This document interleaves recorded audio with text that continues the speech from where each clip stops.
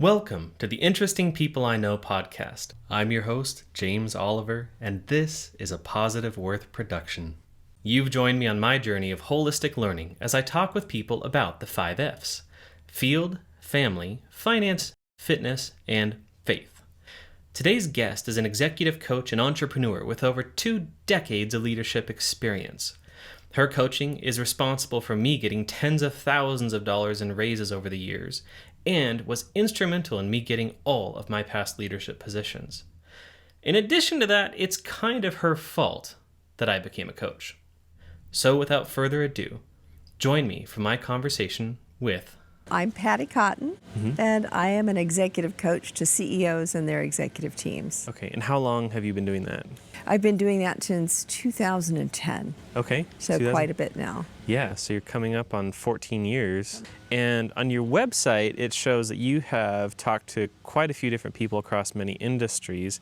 Talk to me a little bit about how many different companies you've either done direct work for or you've helped coach their executives. Oh, goodness.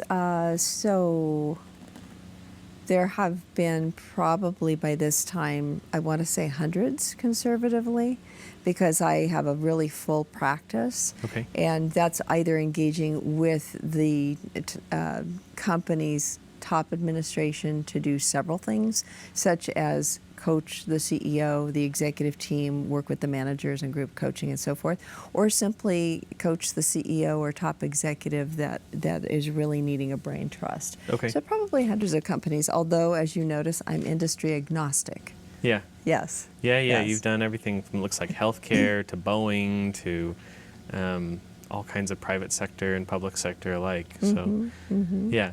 I like that, the industry agnostic. Yes, yes, because human beings are human beings. You can dress them up in different industries and they have different bases of knowledge and expertise, but at the end of the day, executive coaches should be, at their best, growth and development experts. Sure. So you and I have talked about professional things for quite a few years now. Although no holds barred here, no secrets. We're relatives. You're my aunt. Yes. But I began coming to you for coaching off and on, I'd say, I know it was no less than 7 years ago. Because 7 years ago was when I joined Adventist Health, and I was just getting ready to negotiate my first salary with them, and you gave me some great advice about how to do that. What I remember is you said to me, go in with a very grateful attitude once they've given you the offer and approach the negotiation from the standpoint of, I appreciate that. That's very generous. I mean, assuming that it is at least mildly generous. Yeah. And then be willing to say, and here's what I'm looking for. Is that still the same kind of advice you give to people, or how has that advice grown since then? So for me personally, that would still be the same, because at the base of everything, I feel that we need to respect each other as human beings. We're not here to barter and try to win from each other, although there are many who might be that way.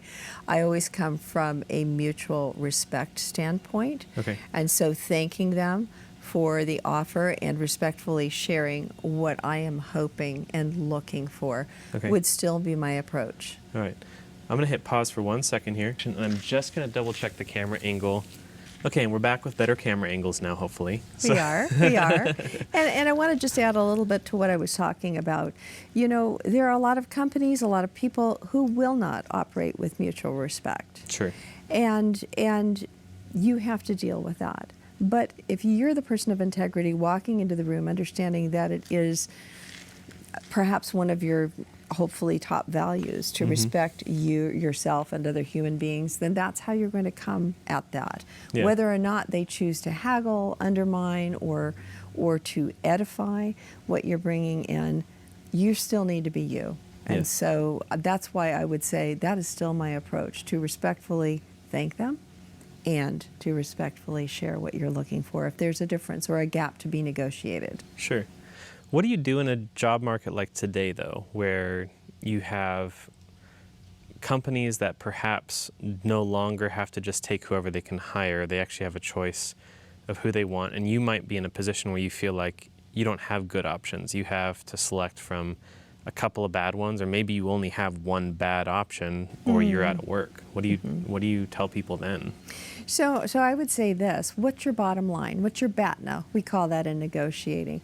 What's your bottom line, so that you can still respect yourself and not feel resentful going into work? Understanding that the business landscape, if as you describe, is a tough one, and there aren't necessarily a lot of choices at the moment.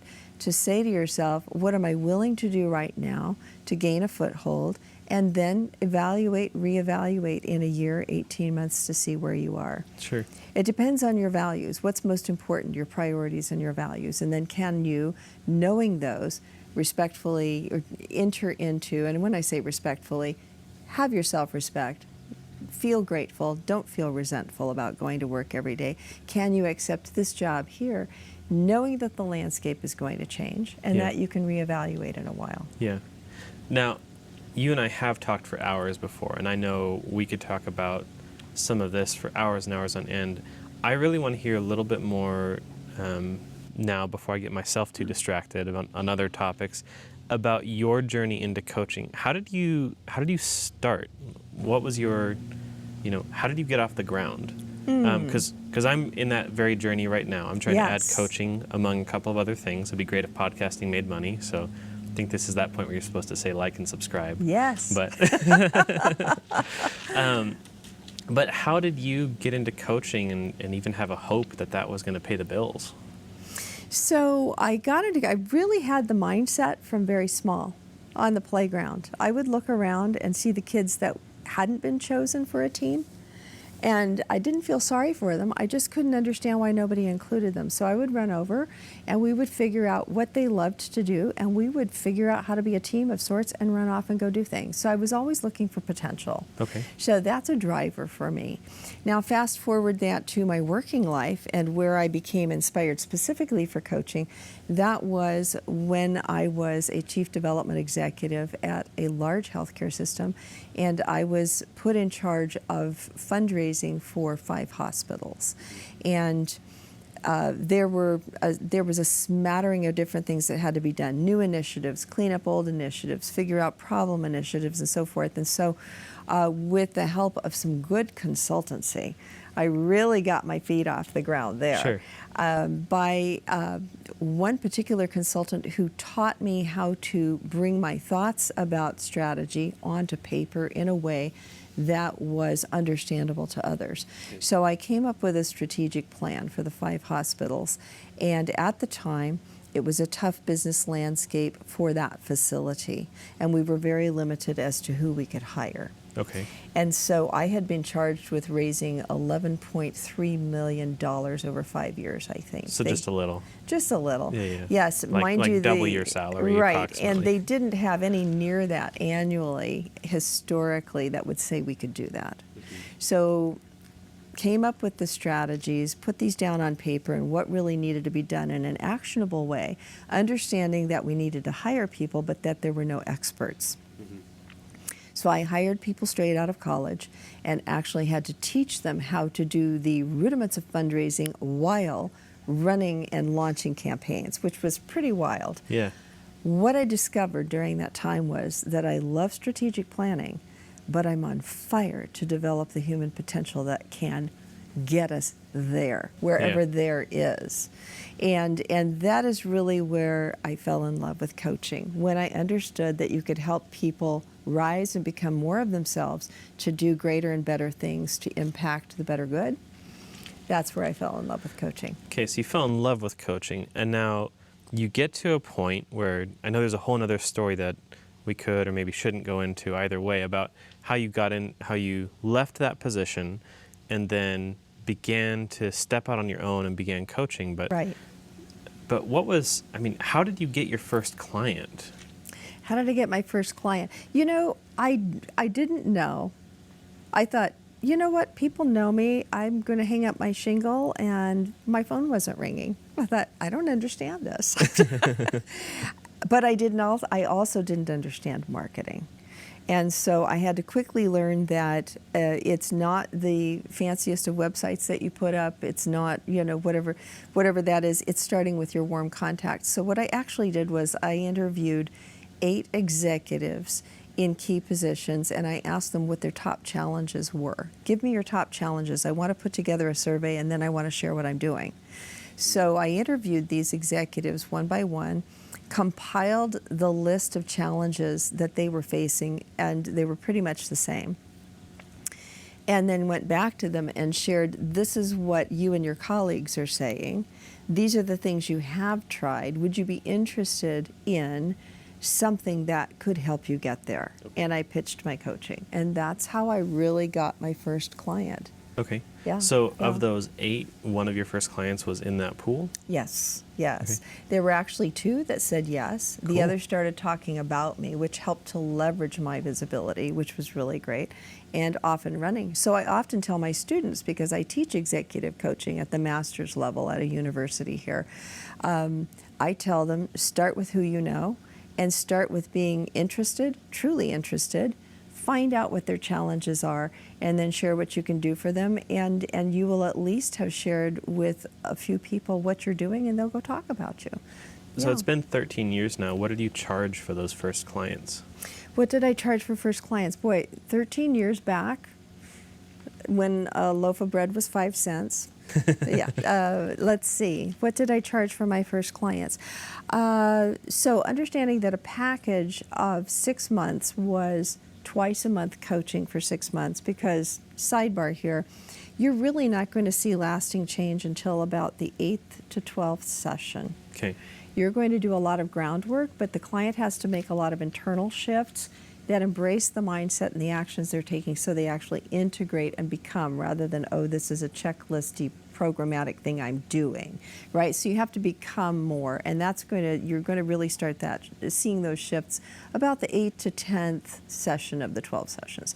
So it's not unusual for a coaching package to be at least 12 sessions, because otherwise, Yeah, so before we get to the price portion then, Yes. You mentioned not only 12 sessions, but 6 months. I have seen a lot of coaching sessions that are lasting or advertised for 3 months, but from your experience, do you feel like there's something that's important about that 6 months, or can I do 12 sessions over 3 weeks? You can do, great question. You can do 3 months, but here's what that's going to look like. Every week you're going to be sprinting to the next coaching session. You're not going to have enough space in between to actually apply the work, to practice the work. Okay. So I really recommend stretching it out over 6 months so that you can encounter those tough challenges and practice and fall on your face and get back up with your coach's help and figure out how to do it right. If you're doing it every week, unless there's an intense and urgent critical situation that needs to be addressed very carefully, very closely, very fast, and that's generally not the case, I would stretch it out to 6 months. Okay. Yeah. So, all right, so back to pricing. So knowing that, 6 month package, 6 right? months, 12 12 coaching sessions session with package. an assessment up front to see what we're going to be working on and that sort of thing. So now, and I'm assuming that's roughly 12 to 18 hours of face-to-face time. Yes, and mind you, with my packages, I'm accessible to them in between sessions if there's something of an urgent nature. Oh, okay. And I also include an assessment. So it's not hours for dollars. Yeah, okay. So that package back in the day was $2,000. Okay. And I wasn't getting much traction. And I talked to a sales success coach, and in 45 minutes, she convinced me to triple my price, which I thought was absurd because nobody was going for it for 2, except for 1 or 2 people. And I got out there, and the next 6 weeks, I sold $40,000 worth of contracts. Wow. Why? Because tripling it reflected the value they were getting. You see, coaching, if it's done right, will bring you between 4 times to 10 times the ROI of the investment. So if you invest, $1,000, you're going to get 4,000 to 10,000 back. It's figurative. I'm just, Is that ROI for the individual or for the company or both? It depends on what you're working on. Okay. And certainly when you're working with an individual on behalf of the company, it does cascade on out to the company. There have been reports of up to 49 times the ROI, but the industry average is 4 to 10 times the investment. So if you know that, and you say that's 4 to 10 times in a year. or? Yes. Okay. Yes. So knowing that, respecting the ROI of what you're receiving, those in the business world that understand what coaching can do were very happy to pay $6,000. They were wondering what that $2,000 was going to get them, quite frankly.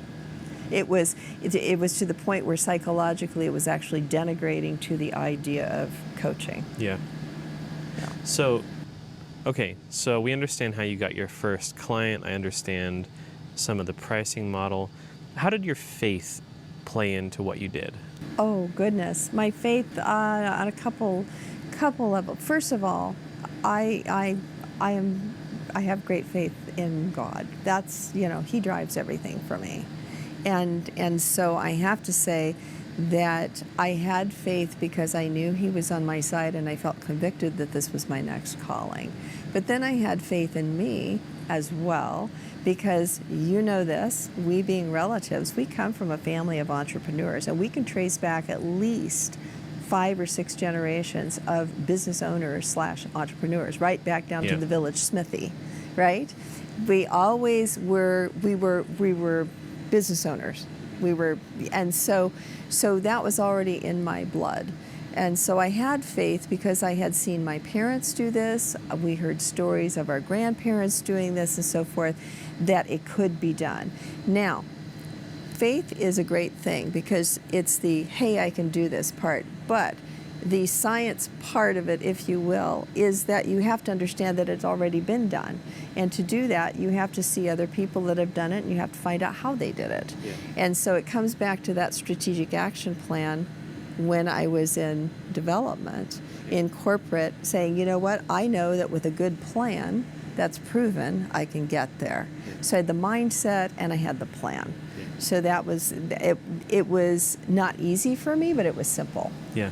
Okay, we're going to hit pause one more time because I made another rookie mistake and I didn't count on where the sun's going to be, so you're starting to have a halo. Okay. So, all right, I just reset the cameras. Okay. So we should be good to go. All right. We'll see what other rookie mistakes I make. And obviously it's all good. Obviously, we'll cut out other things. Okay. All right, we're back, avoiding the latest series of mistakes and setup. Okay, where were we at? We were talking about your faith and how that had played in, and you were talking about how your faith has tied into your business mindset. It's also tied into family, and so it's actually a pretty good segue to that next question I had. How has family impacted what you've decided to do for a career and impacted your coaching? Family has, and I described a little bit of that from the birth family. We got the mindset, the can-do attitude, because whether you think you can or you think you can't, you're right, said Henry Ford, right? And so, and Henry was right. I think I can earn $1 billion. I know, right? Yeah, me too. I'm right with you, my friend. Yeah, so you've got to have the mindset, then you've got to have the plan, and you've got to work the plan. So those are the 3 things.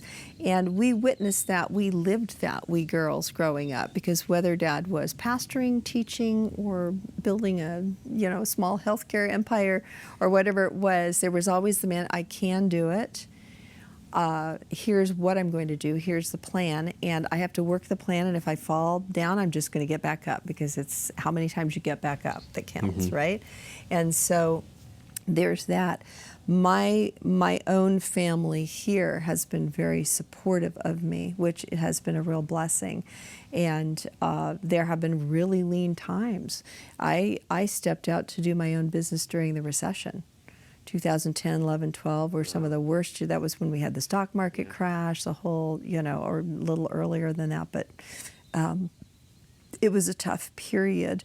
But I believed I could do it, and the family was very supportive. So that's a really key element, James, and I'm glad you asked about that, because if you don't have support around you and family comes first, you're likely going to have a big uphill struggle to do anything like this. Mine, fortunately, they were my best cheerleaders. Yeah. That's been a really crucial part to me. And the reason that I'm asking about these 5 F's is they're more or less just a creative way of talking about what it takes to be a holistic person. Right. And in my own experience, going back the last 7 years in corporate HR and in local HR, Yeah.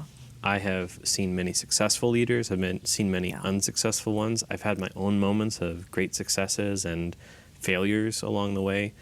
And I know that what I want for other leaders is to be a holistic person and to create holistic value where I'm not really interested in coaching someone who wants to work 20 hours a day. I want to talk to someone working 20 and say, how do we get you down to 8? Sure. Sure. And how do we give you time to have a family or to spend with your family? Yeah. So that certainly is important for me and what I'm trying to do as well. But rubber meets the road. I mean, I'm assuming there have been busier times and less busy times, and how have you balanced running your own business and having a family? Yeah, well, as I say, they've been very supportive, and yet you're right, they've been very busy times. I almost ran myself into the ground the last 3 or 4 years because there was so much business, which is a blessing, but I was trying to do it all myself. So I recognized that my family might be taking a back seat because of my fervor to help us get ahead and finish line well and so forth and so on. So I actually decided to bring on team.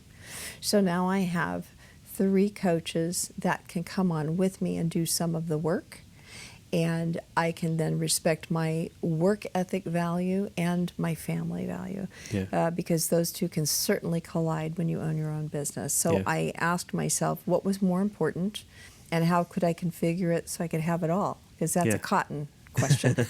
How can you have it all? I'm sure there's a yes and rather than an either or, right? Yeah. So that was it. And I love your holistic approach. I also approach it the same way because I will often say you take yourself to work and back again. You can't just say, oh, where am I now? I'm going to be nice guy for 10 or 12 hours, and then I'll go home and be a beast, or vice versa, right? And so you have to look at every element, because if you're not managing part of your life, then you're not showing up as your best leader, it doesn't matter what you're doing. If you're making decisions about scaling your business, if your finances aren't in order, or your faith isn't in order, or, your friends and family, whatever that is, isn't in order, you're not going to show up as you at your best in your decision making to scale your business. You're just not, because part of you is compromised. Let me say it that way. So leaders may often be surprised when I bring out the coaching wheel, which has 8 or 10 elements to it. Finances, community, friends, love life, career, and so forth. And I'll ask them to rate themselves in each area. You've seen it. And so where do you need to shore up? And they'll say, well, how does this relate to my needing to do this? And I said, well, you tell me. And often they'll come up with the answer themselves, that it really does matter, that they show up at their best in every element of their life. So commonly, the last piece that I wanted to ask you about in this holistic value and this holistic approach is one of the most commonly neglected areas that I've seen in leadership, which is fitness. Yes. So, in the Adventist Church, we talk about people going up to the corporate office and getting the corporate front, and getting their big old bellies from all the veggie meat or whatever it is they're eating there. Too much sugar? Yeah. I've never done that. No, neither have I. What's your approach been to fitness over the years? It's absolutely essential. And it will come, so when we talk to executives about that, they will not readily see why at first, but when we talk about stress management, when we talk about clear-headedness, about energy and so forth, they certainly get it. So unless you are physically and mentally, emotionally, spiritually fit, those are holistic components of leadership, right? You're not going to be at your best. Now, boots to the ground, fitness every day, doing some kind of exercise and so forth, we can show you neuroscientifically why you need to do that. The back and forth motion of walking, swimming, or just about anything else that you can think of actually helps your brain process through at an easier and better rate. Decisions that you're making, things that you're facing, challenges and so forth, and it certainly keeps the stress at bay. So that's first blush, that's what comes to me when you ask me that question. Okay, so the So bringing this all together, then what recommendations do you have for someone like me who is stepping out for the very first time, hoping to start their own coaching business? I mean, the world has changed just a little bit since 2010. Yes. And it's easy to feel like, oh, you had different advantages or disadvantages than I do now. What's your advice? Yeah. So advice is never think you know it all. Yes, I started in 2010, but I'm always working on myself. I'm always in new educational programs to stay on top and so forth and so on. So remember that you're a learner. Remember that your expertise is in facilitating human growth. It's not in knowing a certain set of things unless you're doing consulting as well. That you never do it alone. Whether you think you do or not, nobody does it alone. You need a team. And a team may look official. You may hire people, or you may simply have a really good accountant and a good attorney to call on when you need to, and maybe a brother or a sister who's willing to jump in and help you do things as you launch before you're able to pay them. So nobody does it alone. Remember what your strengths are and what you bring to the table. I work with many new business owners, and where they get caught up the most is in their non-strengths. They will sit and labor over a website for 9 months when they should be out coaching or consulting or doing what they do best. So if you're spending $1 to get a penny in return energy-wise, you need to ask yourself, who could help me with this? So don't do it all yourself. Have a good plan, have a goal, and why are you doing this? Because a goal is not money. Many people out there will be going, well, my goal is money. No, that money is a tool. It's a vehicle. And if you want a bigger tool, good for you. That means you can make greater impact. But the why, what is that going to get you? Right? So Disneyland is not, the why for Disneyland is not because we have good rides. The why for Disneyland, for example, is to be the happiest place on earth so people can come and be happy.